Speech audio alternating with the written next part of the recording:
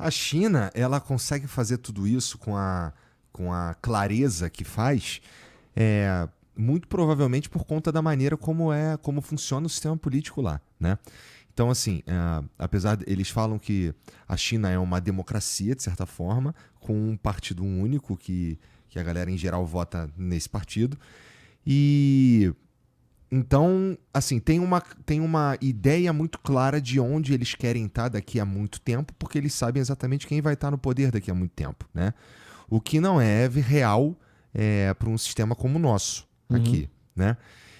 Existe alguma maneira da gente olhar para lá, na tua opinião, e não espelhar, mas fazer uma versão brasileira das coisas que funcionam na China? Igor, essa pergunta é bem boa. Porque, primeiro, assim, de fato, o tempo corre diferente para os chineses. Até porque eles são, vamos uma nação milenar, eles já existem há muito tempo. Então, assim, a China não é a maior economia do mundo. Sim, foi um interregno aí de 100 e poucos anos. Isso é um período, é um nada histórico para um... Né, tem 5 mil anos de cultura, história. Assim, é realmente milenar. Então, o tempo passa diferente. Então, os movimentos, por exemplo, com o Trump. O Trump é um cara que tem um mandato de 4 anos. Ele precisa fazer várias coisas rápidas em 4 anos. Você vê o Trump todo atabalhoado. Vou taxar, vou brigar, não vou taxar mais. E o Xi Jinping fica parado, ele joga parado. Porque o horizonte do Xi Jinping, de tempo, as ações se movem, né, de uma maneira bem mais lenta. E eles têm tempo. E o sistema político reflete isso. É um sistema, vamos dizer, a China sempre teve essa cultura da burocracia interna, uma burocracia meritocrática, provas, tipo vestibulares e concursos, vamos dizer assim, para a formação desses mandarins deles. Isso sempre houve. Então, em certa medida, o comunismo chinês virou também um reflexo desse sistema burocrático pré-Mao Tse-tung. E aí a tecnologia os beneficiou, porque ela ajuda na gestão. Eles têm um sistema de metas e muito arrojado também para a formação de quadros políticos nas províncias, para crescerem esses quadros e disputarem as posições dentro do partido. Então isso é uma coisa que acontece lá.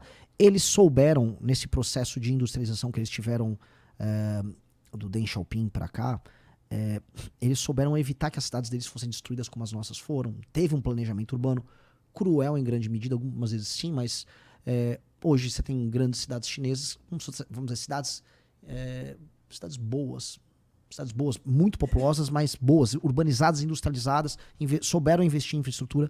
Tem um texto que rodou por aí do Xi Jinping comentando de países latino-americanos que resolveram ele quase usa, eu não sei se ele chega a usar o termo vagabundagem, uma tradução livre ali.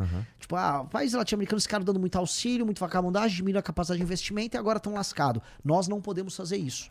A China preservou a capacidade de investimento do Estado chinês e vamos dizer, sempre valorizou muito a ideia de poupança. O chinês poupa, e essa poupança é reinvestida na própria economia. Então, eles têm muitas vantagens. As vantagens que eles têm nessa organização, ela é muito grande. Defensores da democracia, da ideia de mercado livre, vão falar, olha, mas não tem um potencial de inovação que o Ocidente tem, que a América tem, e que a própria troca de poder, a competição que a democracia permite, tenha.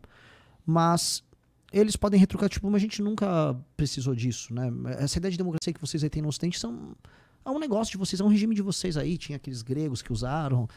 Talvez a gente não precise nos submeter a algo que faça parte da sua cultura política. Então tem muito dessas coisas, meritocracia e um sistema de crescimento de quadros políticos baseados no desempenho provincial, né? A gente pode falar dos nossos municípios e estados. É uma coisa que eu falei com você hoje aqui no começo do podcast, tipo, a gente trocar a lógica de o voto, o seu sistema de incentivo, para o desempenho do gestor público, o seu sistema de incentivo. Isso é uma coisa que a gente pode trazer deles, planos de longo prazo, foco na poupança e a ideia de uma construção de uma sociedade baseada em confiança. Outra coisa que eles têm é a ideia de investimento em infraestrutura muito grande, investimento em tecnologia colossal, tecnologia proprietária, né? Então, tinha aquela coisa, os chineses estão sempre roubando tecnologia dos outros. Não sei se foi só roubando ou se foi também pesquisando, porque eles investem em pesquisa. Eles têm material humano de alta qualidade, gente muito inteligente.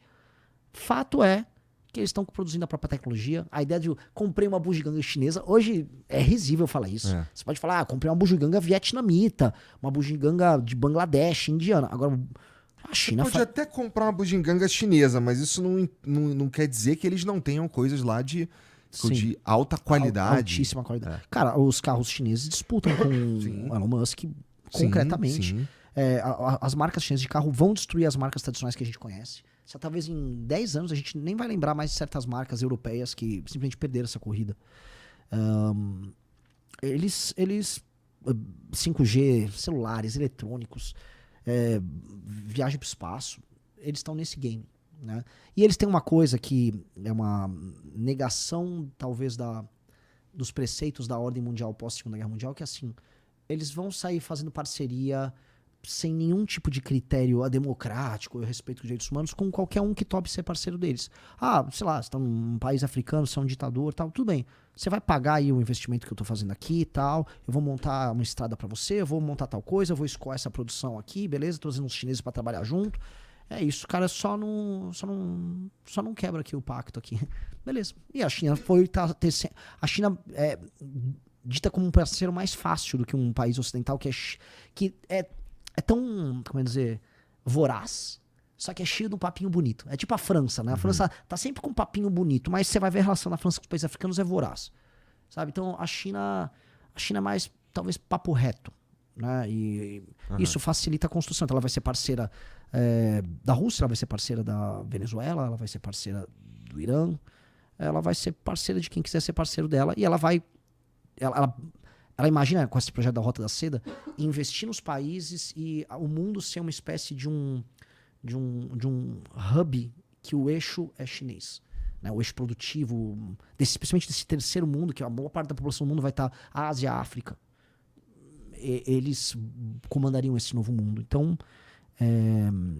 temos que aprender boa parte dessas coisas com eles para a gente exercer poder para dentro. E depois, para a própria América... Quem tinha que fazer investimento em infraestrutura nos próximos 15 anos na América do Sul era o Brasil liderar, junto com os outros países da América do Sul. A gente quer fazer essa ferrovia para ligar o Pacífico com o Atlântico? Pô, vamos fazer a gente. Precisa ser a China. Pô, a gente não consegue fazer ferrovia. Ferrovias ingleses, os americanos são do século XIX. Parece que é uma tecnologia incrível. Pô, cara, fazer uma ferrovia.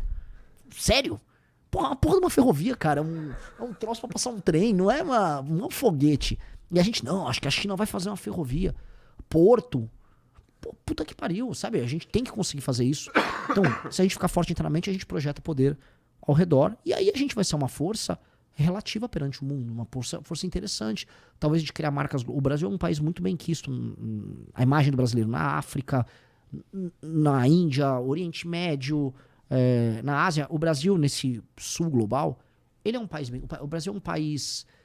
sedutor nesse sentido. Só que não existia uma marca nossa que se projeta pro resto do mundo. Tem Havaianas. Só Havaianas. Só Havaianas. É a única. TV Globo, talvez. Lá em África, Portugal também. Tá bom. Tiquinho. Se a gente olhar direito, porque existe uma coisa de... É um soft power muito interessante. A Tailândia, por exemplo, ela gosta de investir em apoiar pessoas que façam restaurantes tailandeses ao redor do mundo.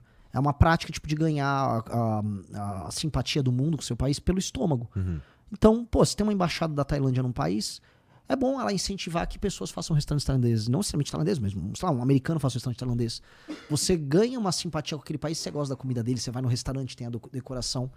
O Brasil projeta isso pro restante do mundo. A gente tem umas churrascarias nos Estados Unidos. O Brasil tem muita coisa interessante em termos de cultura, em termos de comida. O Brasil é um país que forma pessoas carismáticas. Por que a gente não, quando for projetar poder, não faz igual a Coreia tá fazendo? Vamos vender série, vamos vender filme, vamos vender cultura, vamos vender um estilo de vida.